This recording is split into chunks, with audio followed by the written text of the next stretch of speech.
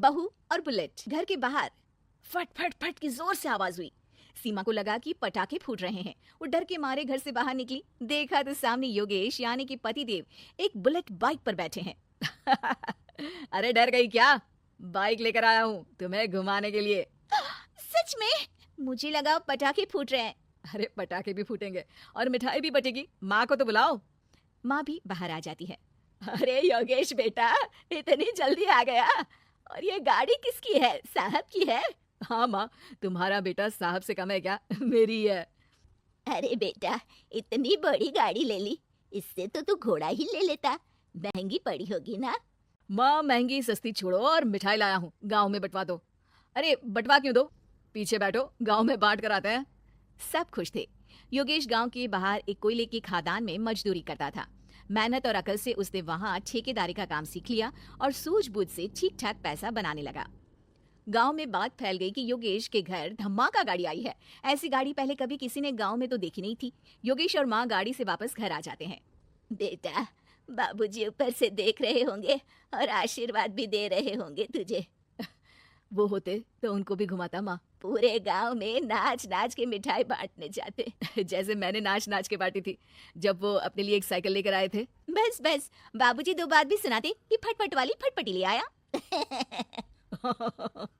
सीमा आगे कहती है, अपने लिए तो ये गाड़ी ले आए और मेरे लिए? अरे ये गाड़ी तुम्हारे लिए ही तो है। पक्का मेरे लिए है? अरे पक्का तुम्हारे लिए है।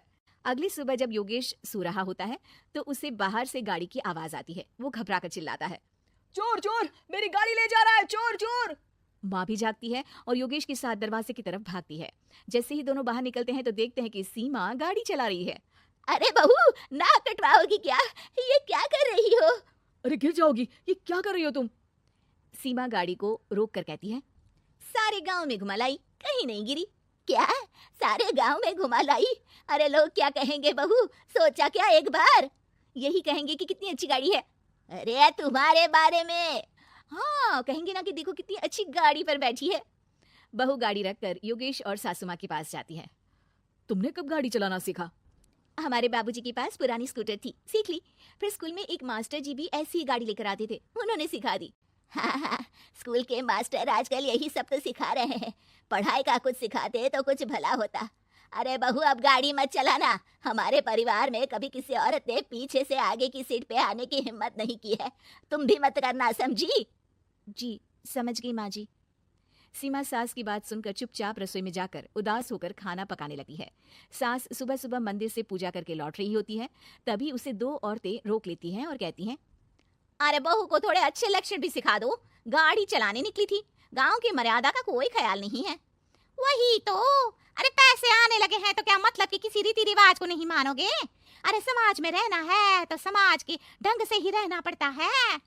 अरे लाज भी नहीं आई बहू को? चूल्हे चौके से निकलकर सीधे गाड़ी लेकर चौराहे चबूतरे नाप लिए, फाट फाट फाट करते हुए। अरे कुछ कह देना उसे। अरे ये क्या कहेगी, बूढ़ी सास है, इनकी थोड़ी ना चलती होगी घर में। हाँ, बहू की ही चलती होगी, मर्जी भी और गाड़ी भी। सास सब सुनकर घर आती है और बहू को चिल्ला के बुलाती है, अरे नाक कटवा दी सबके सामने गाड़ी चलाकर। औरत जात गाड़ी नहीं चलाती। शहरों में तो 4 पहियों वाली गाड़ी भी चलाती हैं और हेलीकॉप्टर, हवाई जहाज भी। शहर में थोड़ी ना रहती हो मैडम साहिबा। आज के बाद गाड़ी से ही नहीं, यूं भी निकलना बंद तुम्हारा घर से।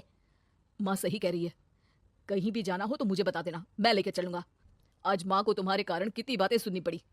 इतना कहते हुए योगेश वहां से चला जाता है। बारिश की वजह से कारखाने के रोड पर कीचड़ रहता है, इसीलिए योगेश गाड़ी घर रखकर जाता है और किसी से लिफ्ट लेकर कारखाने पहुंचता है ताकि नई गाड़ी गंदी ना हो। लेकिन शाम को इतनी तेज बारिश होती है कि उसे वापस आने का कोई साधन ही नहीं मिलता। बारिश बढ़ती जाती है, रात के 11 बज जाते हैं। रास्ते में एक नदी का ब्रिज है, अगर उस पर पानी आ गया तो योगेश कारखाने में ही फंस जाएगा।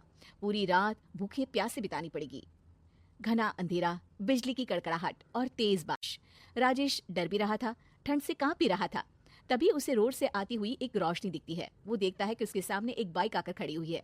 वो ऊपर वाले को धन्यवाद देकर उस बाइक वाले आदमी की तरफ बढ़ता है, पर पास जाकर देखता है तो भौचक्का रह जाता है। सीमा, तुम यहाँ इतनी बारिश में गाड़ी पर? पहले बैठो तो, नदी ब्रिज पे आ जाएगी तो जाना मुश्किल हो जाएगा। योगेश गाड़ी के पीछे बैठता है।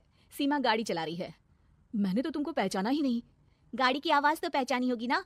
अरे पर मुझे नहीं पता था कि तुम आओगी। अच्छा किया कि तुम आ गई। माँ नहीं आने दे रही थी, पर हमेशा पति पत्नी की रक्षा थोड़ी ना करेगा, पत्नी को भी तो करनी चाहिए। योगेश को सुबह अपने किए पर पछतावा होता है।